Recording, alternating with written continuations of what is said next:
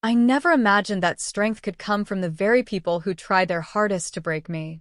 My name is Claire. I'm 27 years old, and today, when I stand in front of the mirror every morning in my small apartment in Austin, Texas, I see a woman I fought to become.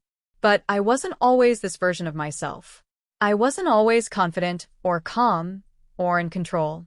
In fact, if you had met me years ago, you would have met a girl who didn't even believe she existed in her own home. I take a slow breath whenever I begin to tell my story, because it isn't just a timeline of events, it's a map of all the wounds I survived. And every time I trace those wounds back, they always lead to the same place, my family. Growing up, I was the kind of child who blended into the background. Quiet, focused, careful with my words, careful with my dreams.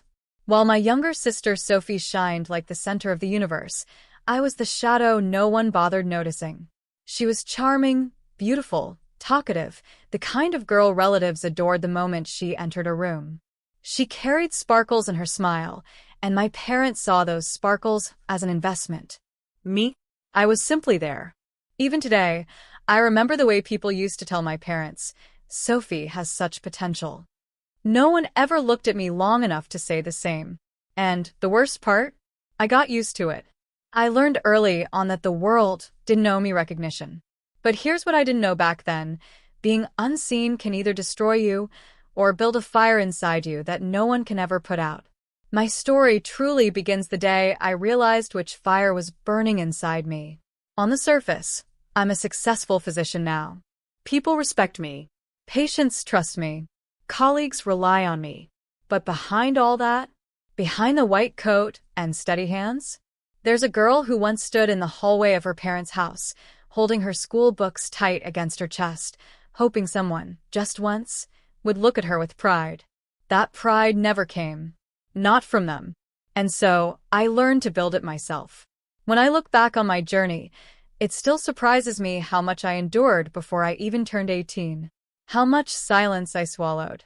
How many tears I hid behind bathroom doors, so no one would see my hurt. People see the strong woman I've become, but they don't see the small, lonely girl I used to be. The one who sat on the staircase, listening to her parents brag about Sophie, wondering why they couldn't love her even half as loudly. This story is not about revenge. Not entirely. It's about truth. The truth of what happens when you push someone so far into the corner that they learn to build a whole new world outside your walls. Because that's exactly what I did. And I didn't know it then. But life was preparing me for the moment when the very people who once dismissed me would stand shocked, devastated, watching the daughter they rejected rise higher than they ever imagined.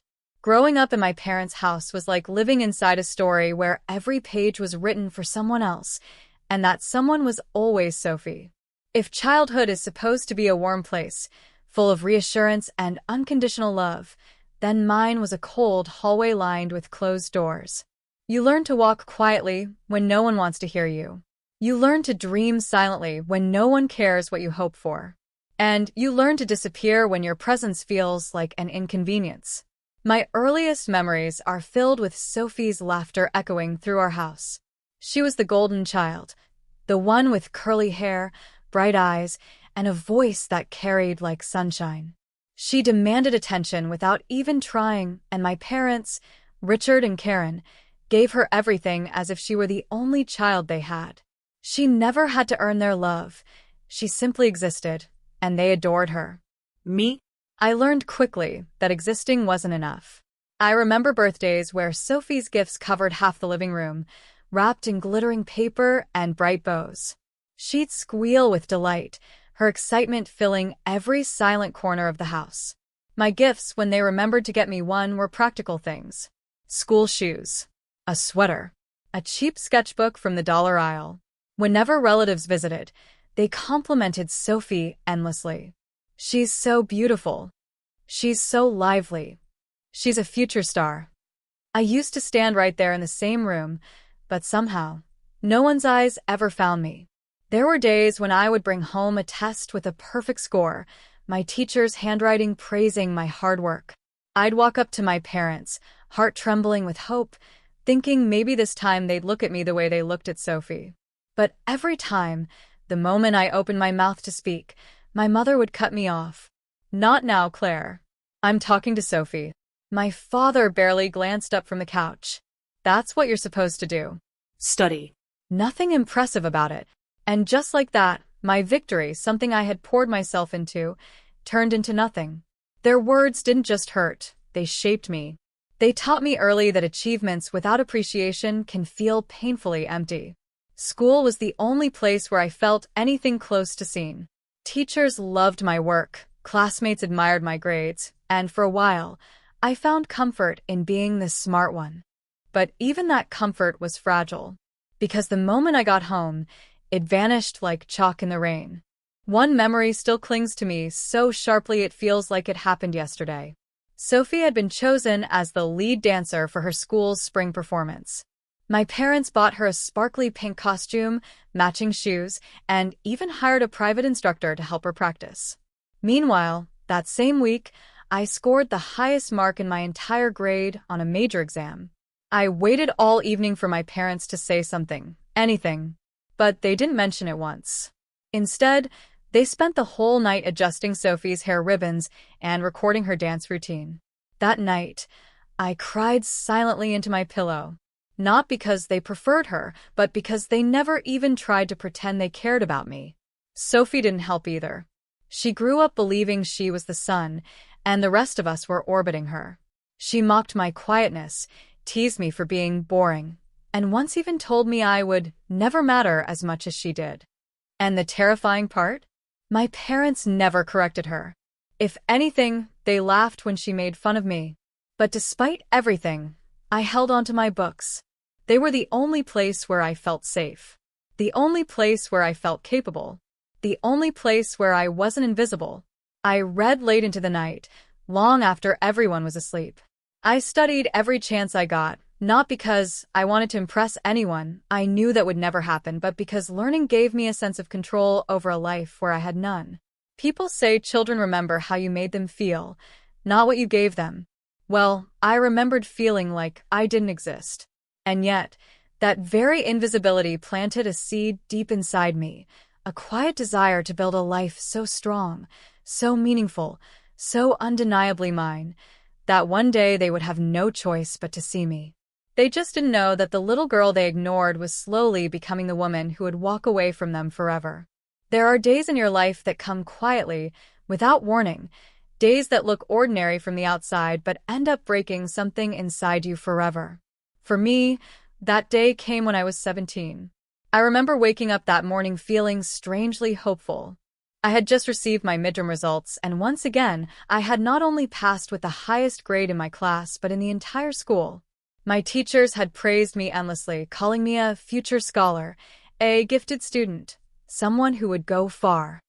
Their words warmed me in a way my parents never did. I came home clutching those papers with trembling excitement, imagining, foolishly, that maybe this time things would be different. I was wrong. My mother, Karen, was standing at the kitchen counter chopping vegetables, her face tight with irritation the moment she saw me walk in. "You're late," she said sharply, "and Sophie's dress fitting is in an hour." I swallowed. "Mom, I got my results today." She didn't look up. My father, Richard, sat at the table reading the newspaper. He didn't even bother lifting his eyes as he muttered, "What now?" I held out the paper. I topped the class again," the principal said. Before I could finish, Sophie came bouncing into the kitchen like a sparkly hurricane, wearing her new cheerleading jacket. Everything stopped for her. Attention shifted to her instantly, like always. "Mom, look. Coach said I might make team captain next season."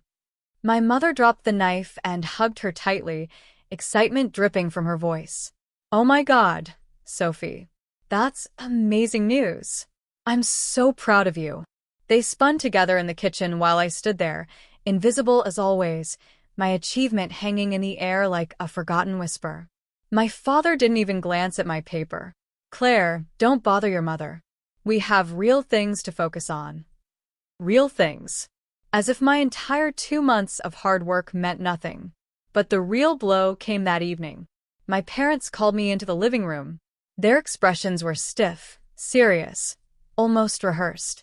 I sat on the edge of the couch, my heart pounding. I thought maybe, just maybe, they had come to congratulate me properly.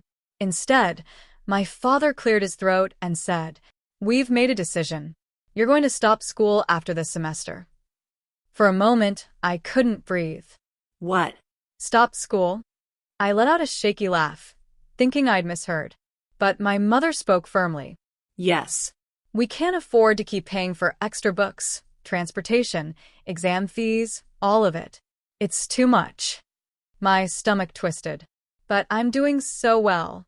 I can apply for scholarships. I'll work part-time. Please, No, my father snapped. We've already decided. All our resources need to go towards Sophie's future. She has real potential. Real potential. The words sliced through me like a blade. And what about me? I whispered. My father gave a small shrug. Claire, you're simple. You'll be fine with basic work.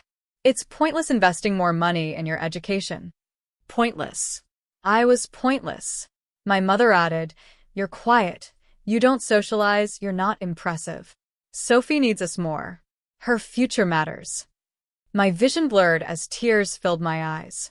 My throat tightened painfully. You're asking me to throw away everything I've worked for, everything I dream of, just because you don't want to spend money on me? My father's face hardened. You're being dramatic. Stop acting like you're owed something. I felt my heart shatter into pieces, so small, I wasn't sure I'd ever find them again. It wasn't about money. It never was. It was about worth. And in their eyes, mine was nothing.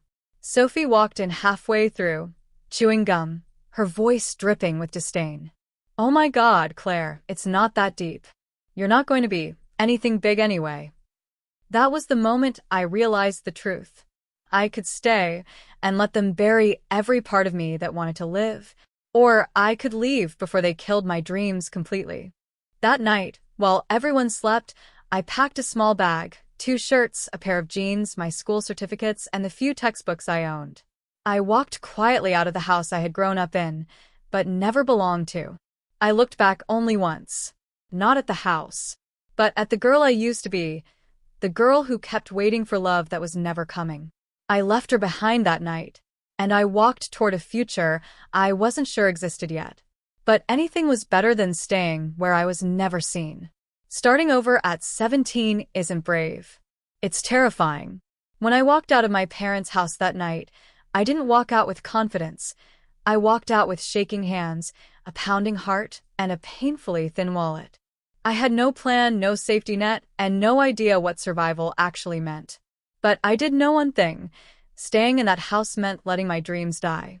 Leaving meant there was at least a chance I could save something of myself. Austin felt huge once I was alone. The streets seemed louder, the nights darker, the world somehow sharper than before. I stayed in a small, worn-out room I found through a community shelter, the kind of place where the walls were thin, the mattress sagged in the middle, and the fluorescent ceiling light flickered every few seconds. But to me, it wasn't miserable. It was freedom.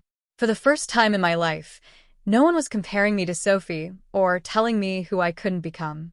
Within a week, I started searching for anything, literally anything, that could help me survive. I walked into cafes, convenience stores, small clinics, but I had no experience, no connections, and a face that still looked more like a scared kid than a young adult trying to start a life.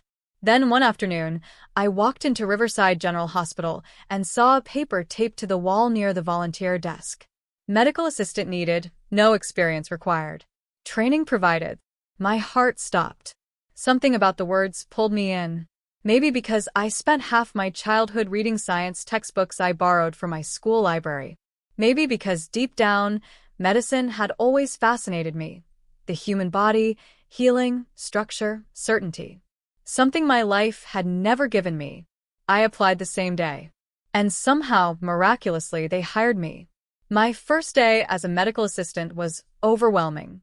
The hospital was a chaos of footsteps, ringing phones, shifting stretchers, loud voices, muffled crying, and the steady beeping of machines. The hallways smelled of disinfectant, metal, and anxiety. My scrubs were too big, my badge hung awkwardly over my chest, and my hands wouldn't stop trembling. My supervisor, Elena, handed me a clipboard and said, "Don't worry. You'll learn. We all start somewhere." I didn't believe her, not at first, because everything felt impossible. My responsibilities included taking patient vitals, stocking rooms, Preparing charts. assisting nurses, updating files, sanitizing equipment, escorting patients. None of it was glamorous. All of it was exhausting. My feet hurt every night. My back ached. My fingers cramped. My eyes burned from the long hours. But for the first time in my life, my work mattered. People depended on me. Patients thanked me. Nurses noticed me. And the doctors, they treated me like I was worth something. I wasn't invisible here. Every night after my shift, I would drag myself back to my tiny room, pull out my old school books, and study under the dim light of a cheap desk lamp.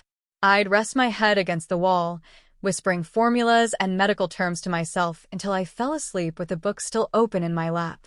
Some nights I cried from exhaustion. Some nights I cried from loneliness. Some nights I cried because I missed a family that never missed me. But I never cried about leaving. Not once. As weeks turned into months, I became faster, more confident, more aware. I learned how to take vitals swiftly, how to prepare exam rooms perfectly, how to comfort a crying patient, and how to stay calm when emergencies rolled in. The hospital became my classroom, and sometimes my only family. It was there that I met doctors like Dr. Megan, who always encouraged me, always pushed me to keep studying. She'd hand me medical textbooks and say, "You're smart, Claire. Don't stop now. You can go further." Her belief in me felt foreign at first, but slowly I let myself absorb it. During breaks, I would sit in the staff lounge, secretly reading medical entry prep books I bought secondhand. I couldn't afford formal classes, but I found free online lectures, study groups, and used flashcards from former students. Every paycheck went into rent, food, and exam fees. Nothing more. There were moments when I felt like giving up. Days when I wondered if my parents had been right. Maybe I wasn't meant for more. Maybe I was meant to stay in the background forever. But every time that doubt crept in, I thought of the girl who packed her bag and walked away from everything she knew. I owed her more. And so, I kept going. Every shift, every long night, every page I studied until my eyes blurred. I didn't realize it then, but this was the beginning of everything. The beginning of a life where I wasn't just surviving. I was building the foundation for the woman I was destined to become. People often assume success happens in bright rooms, in classrooms, libraries, or polished offices. But the truth is, the foundation of my future was built in silence and exhaustion, and in moments no one ever saw. My real education didn't start in medical school. It started in that tiny room with peeling paint, a shaky desk, and a lamp that flickered every time the wind hit my window.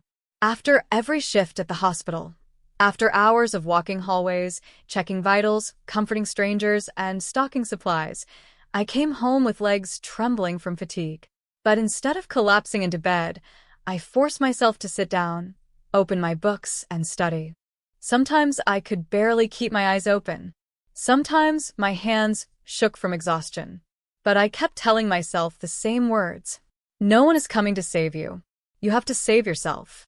I knew I had one chance, one path, one shot at building a life that wasn't defined by the neglect I grew up with.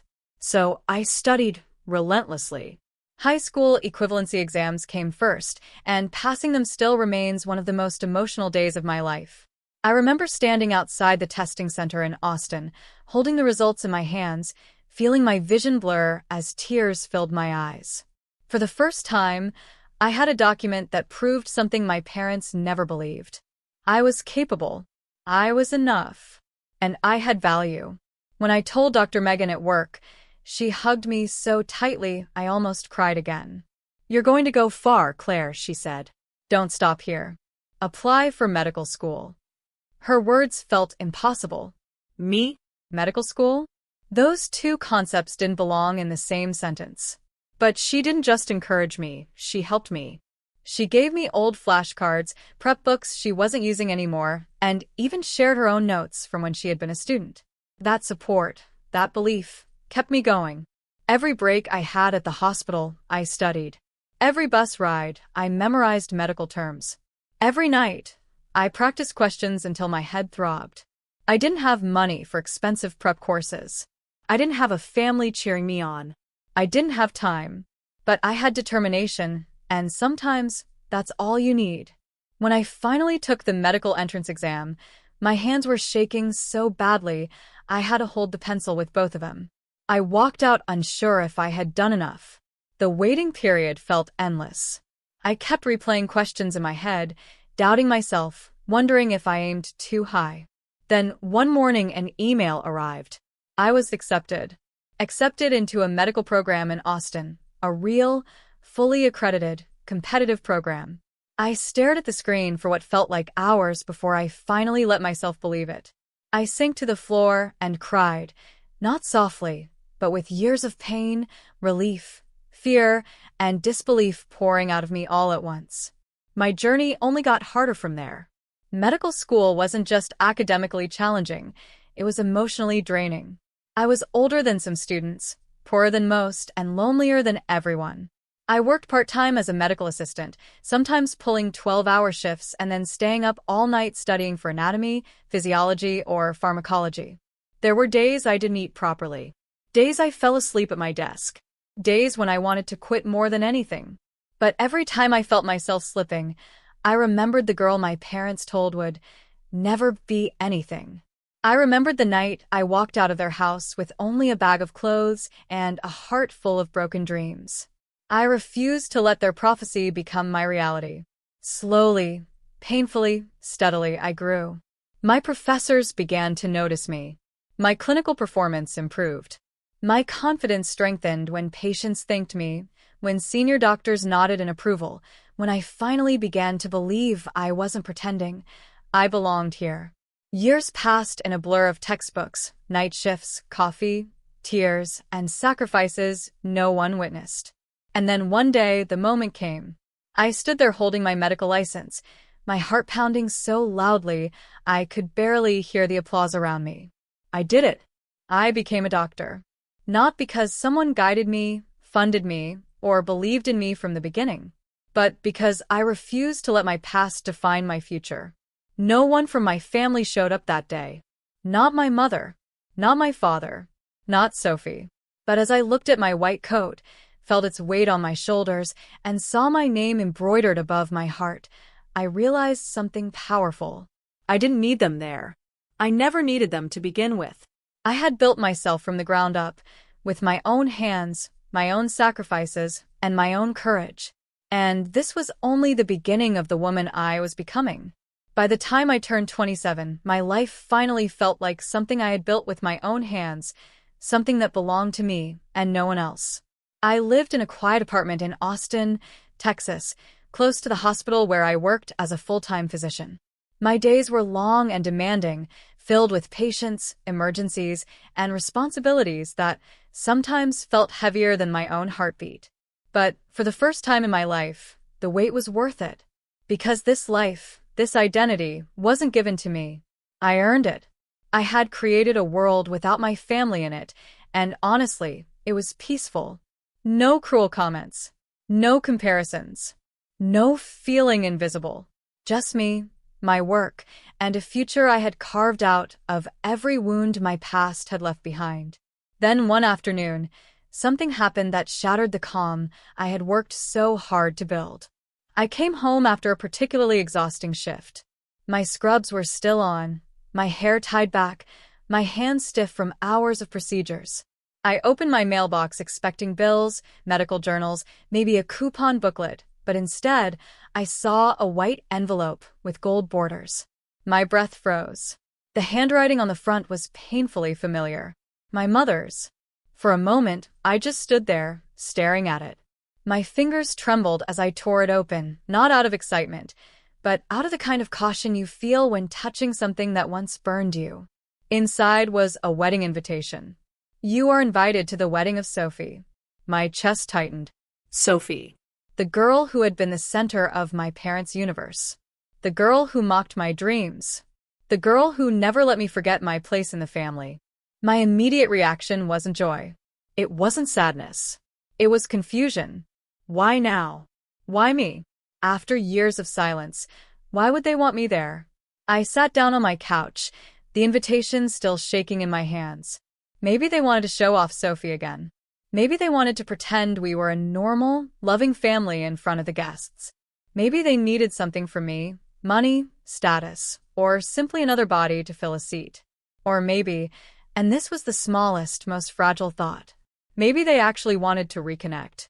But those soft ideas faded quickly. I knew my family. I knew their patterns, their motives, their habits. And in my heart, I felt something I didn't want to admit. This wasn't about love. It was about appearance. Still, a part of me couldn't help hoping. A small, foolish part that still wanted to believe in the possibility of forgiveness, acceptance, or even a simple acknowledgement. For days, I couldn't sleep properly. I replayed every memory of my childhood, every insult, every wound. And yet, a voice inside me whispered, maybe things will be different this time. It was naive, but I was human. So, after a week of wrestling with my thoughts, I made a decision. I would go. Not for them. Not for Sophie. But for myself. I wanted to see if the years had changed anything, if they had grown, matured, softened. And a tiny, reluctant part of me wanted them to see who I had become. Not the quiet girl they dismissed, but the doctor, the woman, the version of myself that rose from the ashes they left behind. I had no idea that by choosing to attend, I was walking straight into the most humiliating and defining moment of my life. The day of Sophie's wedding arrived faster than I expected. That morning, as I stood in front of my bathroom mirror, fastening the simple necklace around my neck, I felt a strange mix of nerves and determination twisting inside me. I wasn't trying to impress anyone, not my parents, not the relatives I hadn't seen in years, not even Sophie. I simply wanted to show up as the woman I had become. Strong, independent, unapologetic. Still, when I finally stepped out of my car and looked at the vast Austin wedding venue, draped in white lights and silk curtains, a quiet, familiar ache tugged at my chest. Weddings always symbolized family, unity, celebration. But for me, they symbolized distance, the distance between who I was and the family I was born into. I took a slow breath and walked toward the entrance. The moment I stepped inside, I felt dozens of eyes drift toward me. Some curious, some surprised, some annoyed, as if my presence disturbed a carefully orchestrated picture. The hall was stunning, chandeliers, soft music, guests dressed in elegant suits and gowns. Everything seemed perfect until my family entered the frame. My mother, Karen, noticed me first. Her eyes scanned me from head to toe, cold and assessing, as if she were evaluating whether I was acceptable enough to be seen at her daughter's wedding. "You finally decided to show up?" she muttered, her lips barely moving. My father, Richard, didn't even greet me. He just gave a stiff nod, the same kind of nod you'd give a stranger you were forced to acknowledge. I swallowed the sting. "I'm here to support the family," I replied softly. He scoffed.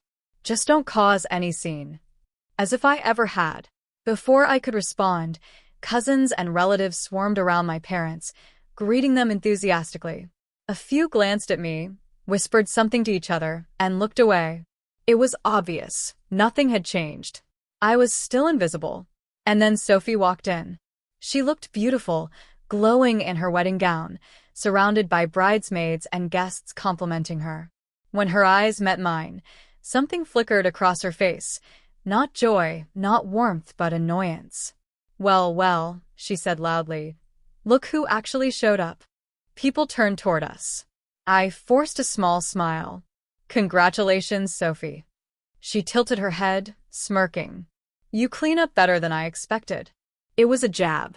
A subtle reminder of the past she thought I hadn't outgrown. But I refused to let her see the impact. "You look lovely," I said calmly. If anything, my composure irritated her. The ceremony began, followed by the reception.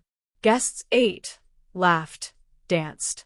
I stayed on the sidelines, sipping water, trying to blend in but also silently wishing I hadn't come. Still, I told myself to stay patient. Maybe the worst had passed. I was wrong. Halfway through the reception, Sophie walked up to the stage. Someone handed her a microphone, and the music slowly faded. Guests turned their attention toward her, expecting a toast, maybe a heartfelt speech. Instead, she scanned the room until her eyes landed on me. "I want to take a moment," she said loudly, "to introduce someone very special." People clapped and cheered. She lifted her chin and pointed straight at me. "My older sister Claire." A spotlight shifted slightly, unintentionally or intentionally, toward where I stood. My chest tightened. Sophie continued, her voice sharpened with amusement. "For those who don't know, Claire is, well, the less impressive one in the family." Soft laughter rippled through the crowd. My face burned. "She's older, not married, and let's just say not exactly successful. But she tried, you know? She really did. Life just didn't work out for her." Guests shifted uncomfortably. Some pretended to check their phones. Some hid small smirks behind champagne glasses.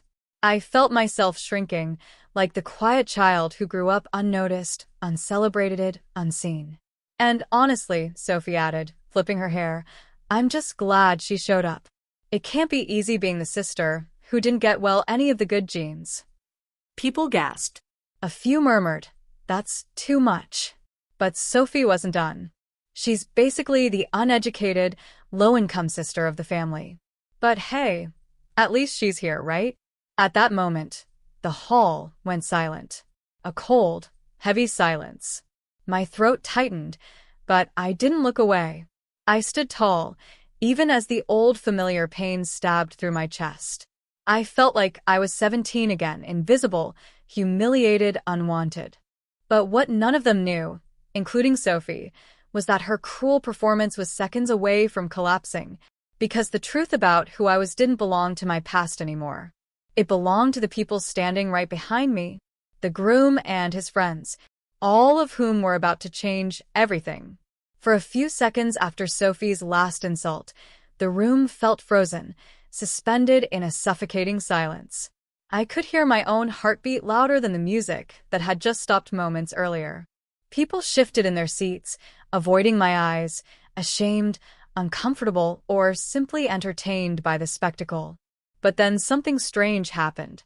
I saw movement from the far side of the hall, a tall man in a dark suit stepping closer to the stage. His expression wasn't confused or amused like everyone else's. It was shocked, angry, appalled. It was the groom, Dr. Ethan Parker. Behind him were several men and women I recognized instantly. Doctors. Nurses.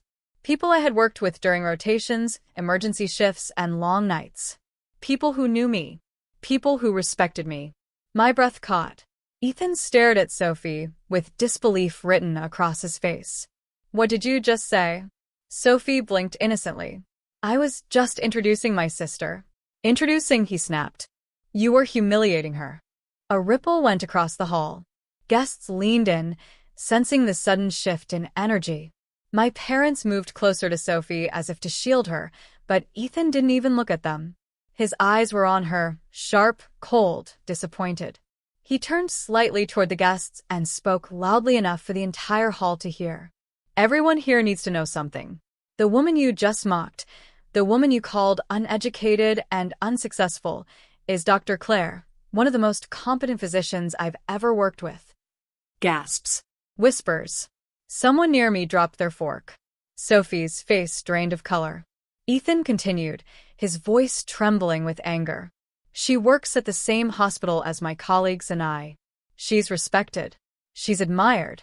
She saves lives. She trains interns. She takes the toughest cases without hesitation." He looked at me then, not with pity, but with a kind of respect that made my eyes sting. "I've heard doctors praise you for your skills. I've heard families thank you for saving their loved ones. I have personally seen your work on multiple cases." I swallowed hard, emotion tightening my throat. Sophie's mouth fell open. Claire? A doctor? she stuttered, as if the idea physically hurt her. I didn't respond. I couldn't. I was too stunned.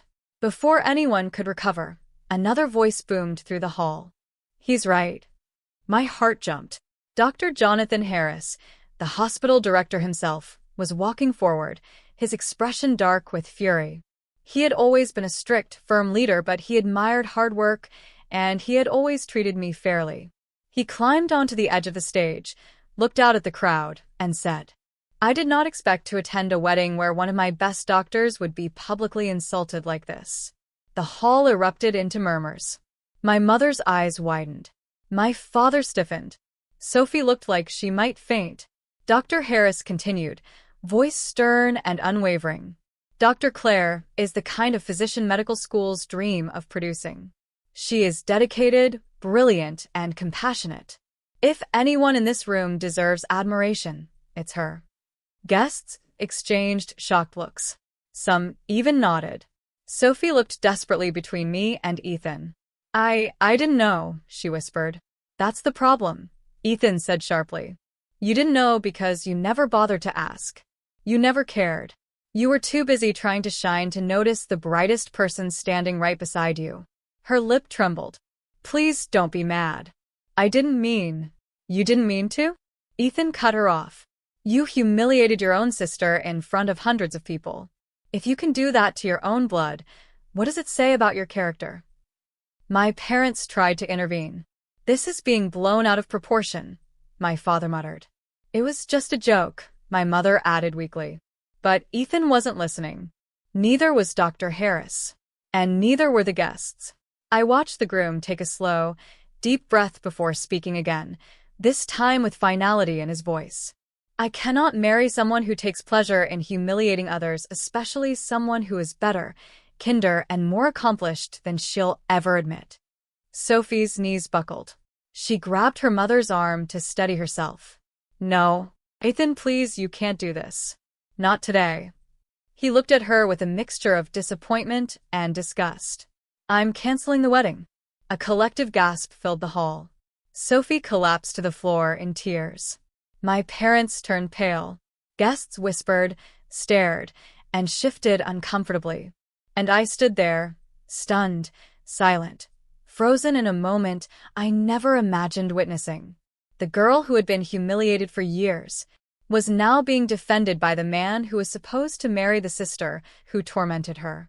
Life has a strange way of revealing truth, sometimes in whispers, and sometimes in front of an entire wedding hall.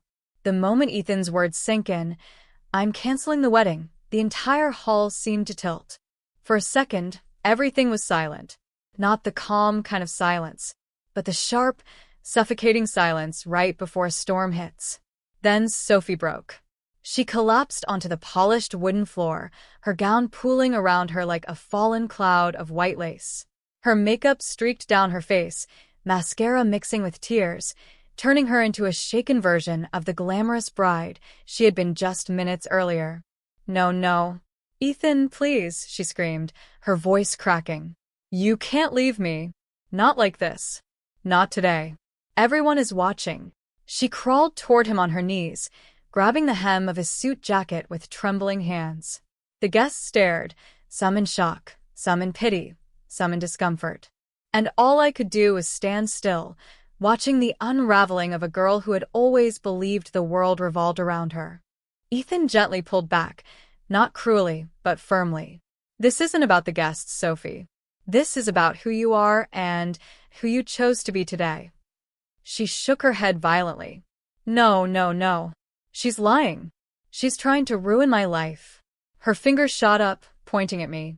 For a moment, dozens of eyes swung in my direction. I felt the familiar insecurity try to rise, the old urge to shrink, to disappear, to apologize for things I never did. But this time I didn't bow my head. I lifted my chin and met every pair of eyes with calm, steady resolve. Ethan stepped between us. Don't you dare blame her, he said. She did nothing but stand there quietly while you humiliated her. Sophie's face twisted with helpless rage. But she's always been jealous. That was the moment I realized something important. Sophie wasn't crying because she understood the pain she'd caused. She was crying because her perfect fantasy had shattered in front of an audience. I took a slow breath and finally walked closer, keeping a safe distance but making sure she could hear me clearly. "Sophie," I said softly, "I didn't come here to ruin anything.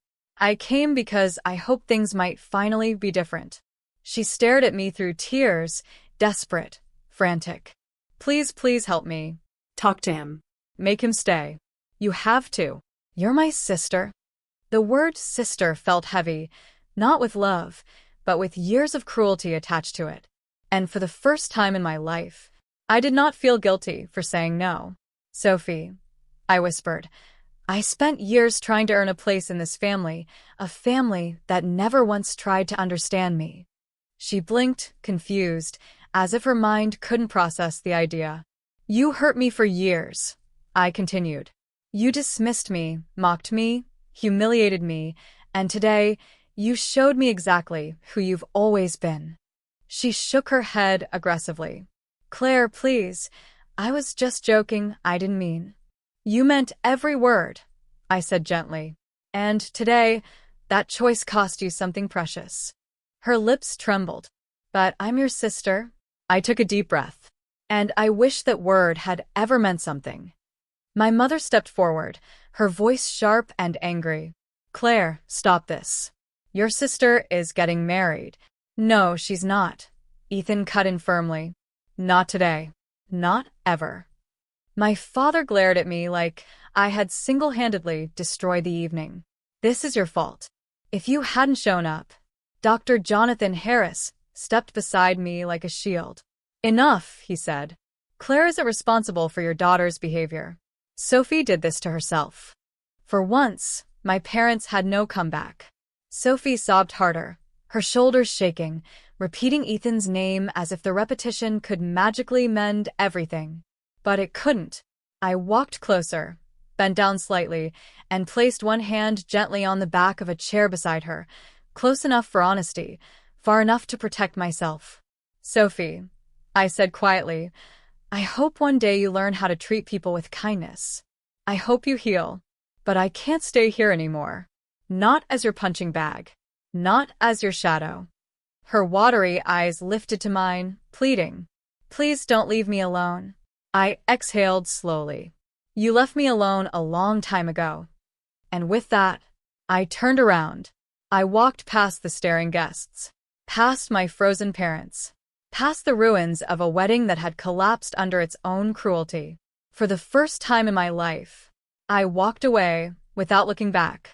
When I walked out of that wedding hall, I didn't just leave behind a disastrous event. I left behind a lifetime of pain I had been carrying since childhood.